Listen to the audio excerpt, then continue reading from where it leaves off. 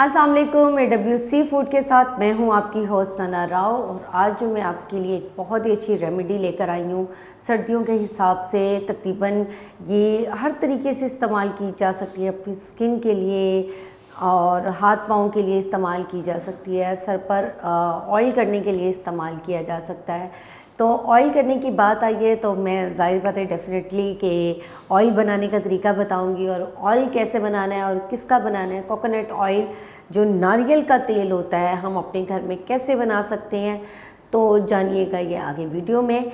बाकी मैं इसकी आपको फ़ायदे बता दूं कि नारियल के तेल के क्या क्या फ़ायदे हैं जो हमारी स्किन के लिए बहुत ज़रूरी होती है। बहुत सी रेमेडीज़ में मैंने आपके साथ शेयर किया है कोकोनट ऑयल का, और हेयर्स के लिए भी मैंने आपको इनके बेनिफिट्स बताए हैं और स्किन के हिसाब से भी बताया है। फिर हाथ पाँव के हिसाब से भी मैंने आपको बताया है कि आपके लिए वो कोकोनट ऑयल जो है वो कितना फ़ायदेमंद और कितना मुफीद है।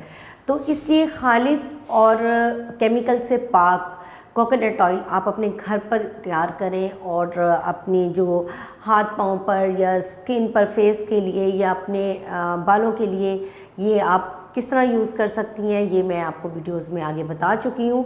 तो बनाने का तरीका क्या है कि आपने तकरीबन आधा किलो आपने कोकोनट ले लेना है, यानी नारियल ले लेना है। और अगर आप कच्चा नारियल ले रहे हैं तो ये बहुत बेस्ट हो जाएगा। अगर आप सूखा हुआ नारियल ले रहे हैं तो सूखे हुए नारियल का आपने, जिसे गिरी कहा जा सकता है, जिसको खोपी भी कहते हैं किसी ज़बान में, तो वो आपने 6 से 7 या 8 जो हैं वो नारियल की आपने वो गिरियाँ ले लेनी है और उनको धोकर अच्छे तरीके से कि उनकी जो अगर कच्ची नारियल है तो उसको इतना ज़्यादा धोने की ज़रूरत नहीं पड़ती, लेकिन हमारे पास जो सूखी हुई नारियल होगी तो उसको हमें 2 से 3 बार धोना पड़ेगा।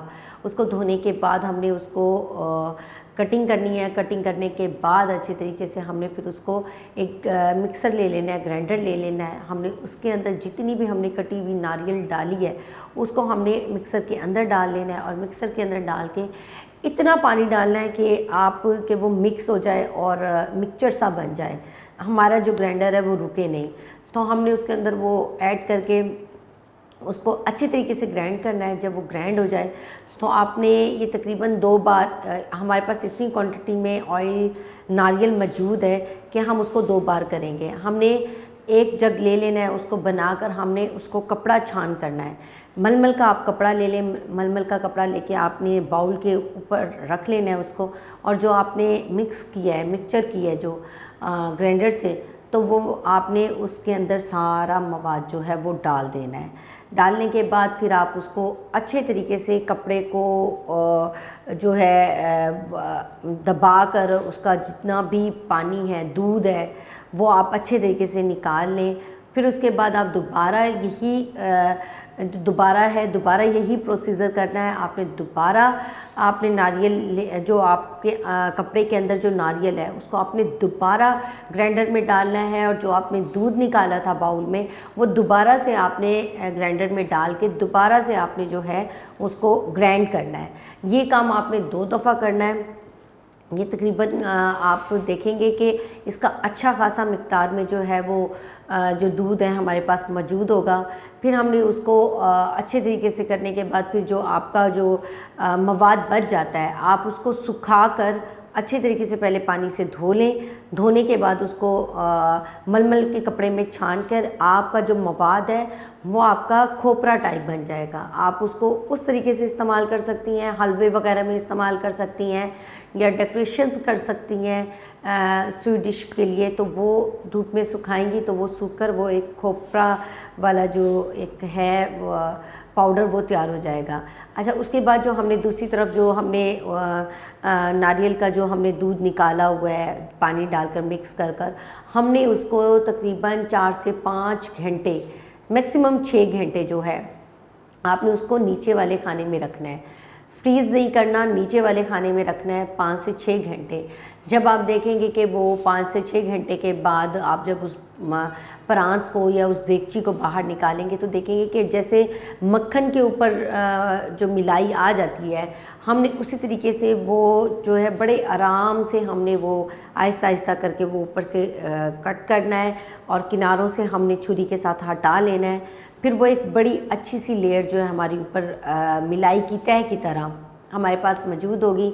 नीचे पानी होगा, अगर हम फ्रीज़र में रखेंगे तो वो पानी भी साथ जम जाएगा और वो जो हमारा घी निकला है वो भी हमारा जम जाता है। तो इसलिए हमें फ्रीज़र में रखना है, ऊपर फ्रिज में ऊपर वाले खाने में नहीं रखना, नीचे वाले खाने में रखना है। फिर हमने उसके बाद वो जो हमने ऊपर वाला हिस्से का जो हमने घी लिया था, हमने उसको जैसे हम देसी घी निकालते हैं इसी तरीके से आपने कढ़ाई लेनी है। कढ़ाई के अंदर आपने वो जो हमने मक्खन की तरह हमने निकाला था घी, हमने वो नारियल का जो घी है वो आपने उसमें कढ़ाई में डाल देना है और कढ़ाई में डाल के उसको अच्छे तरीके से पकाना है।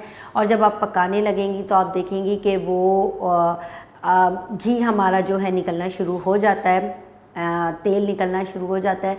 तो उसके बाद आप उसको उस वक्त तक पकाएं जब तक कि आपका वो जो ब्राउन नहीं हो जाता, जो उसका घी का जो मवाद है वो ब्राउन ना हो जाए।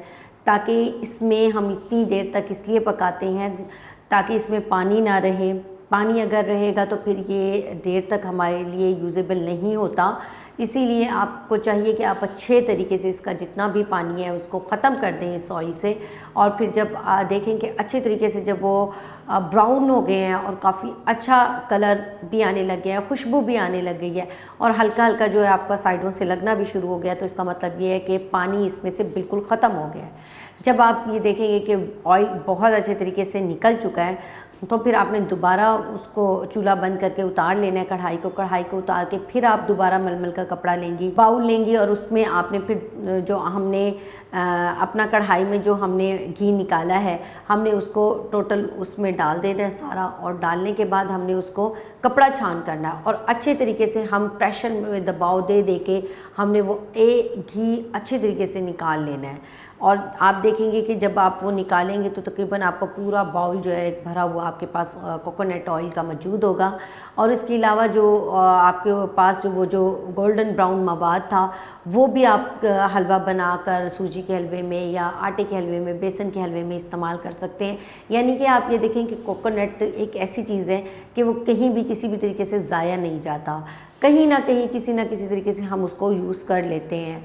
तो इसी तरीके से हमने ऑयल भी यूज़ कर लिया, हमने कोकोनट का पानी भी हम यूज़ करते हैं, हम कोकोनट को जो है हलवों के तौर पर भी इस्तेमाल करते हैं, डेकोरेशन के तौर पर भी इस्तेमाल करते हैं। इसी तरीके से आप घी निकाल लेंगे और कपड़ा छान कर लेंगे तो आपने शीशे की जो जार है या शीशे का जो बोतल है उसमें आपने वो निकालना है, क्योंकि ये जम जाता है। ये होता है कि फिर जब अगर जम जाए तो हम उसको इजीली जो है किसी भी स्ट्रिप्स के साथ जो है उसको हम लोग निकाल कर उसको यूज़ करें। तो ये बिल्कुल केमिकल से पाक जो है आपके पास एक कोकोनट ऑयल जो है घर में मौजूद होगा। और मैं ख़ुद भी अपने घर पर ये कोकोनट ऑयल ख़ुद मौजूद घर पर बनाती हूँ और ये बहुत ही मुफीद रह जाता है, हाथ पाँव के लिए बहुत अच्छा रहता है। फिर इसमें आप ऐसे मॉइस्चराइज करके रात को अपनी स्किन को सो सकते हैं, तो इससे ये है कि झुर्रियाँ जो है आपके फेस पर नहीं आती, तो आपका जो एज इफ़ेक्ट है वो भी कम उम्री की तरफ नज़र आने लगता है। तो इसी तरीके से आप ये आसानी के साथ जो कोकोनट ऑयल है वो अपने घर पर बना सकती हैं और इजीली इस्तेमाल कर सकती हैं। तो इसी तरह अपने घर पर बिल्कुल केमिकल से पाक चीज़ें बनाएं, खालिश चीज़ें बनाएं, खालिश चीज़ें यूज़ करें। मेरी वीडियो आपको कैसी लगी है मुझे कमेंट्स में ज़रूर बताइएगा, लाइक एंड शेयर ज़रूर कीजिएगा और मेरे चैनल को सब्सक्राइब भी कीजिएगा। दुआओं में याद रखिएगा। अपनी होस्ट सना राव को इजाज़त दीजिए। टेक केयर एंड अल्लाह हाफ़िज़।